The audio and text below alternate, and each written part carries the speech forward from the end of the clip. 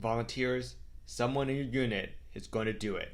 It's going to happen, and there's going to be a lot of regret. What am I talking about? Poison ivy.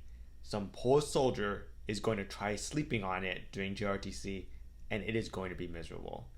There are 3 plants of concern at Fort Polk: poison ivy, poison oak, and poison sumac. Eastern poison ivy tends to be a climbing vine and color ranges from a shiny reddish green in the spring to a red, orange, and yellow colors in the fall. The leaves are in a group of 3, which is an important part of recognizing this plant.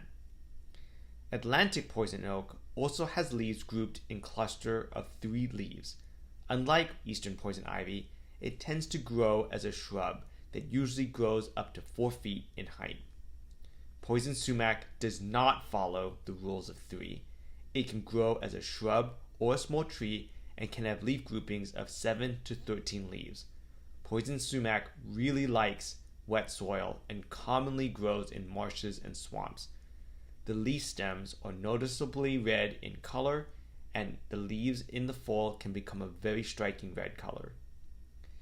These 3 plant types have the resin urushiol that can cause severe itching and a rash, sometimes with blisters, up to 48 hours after exposure.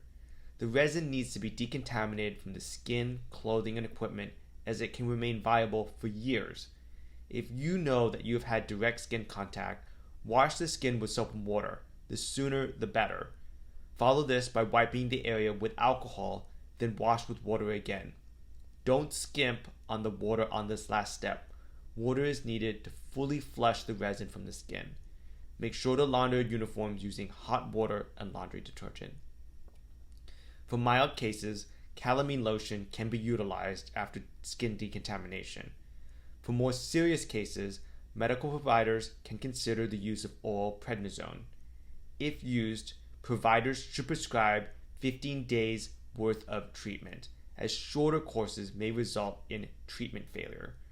A suggested taper is 40 milligrams of prednisone for 5 days, followed by 20 milligrams for 5 days, and then 10 milligrams for 5 days.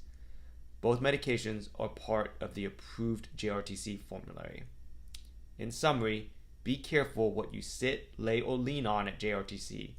If there are leaves of 3, let them be, but be wary of poison sumac, which doesn't follow this rule. Effective treatment requires full decontamination of anything that the resin has come into contact with. I'll leave you with this random piece of trivia. Fort Benning, home of the infantry, and our Military Advisor Training Academy, has the highest number of reported cases of plant dermatitis for any Army base in the United States. Until the next time, to the very end.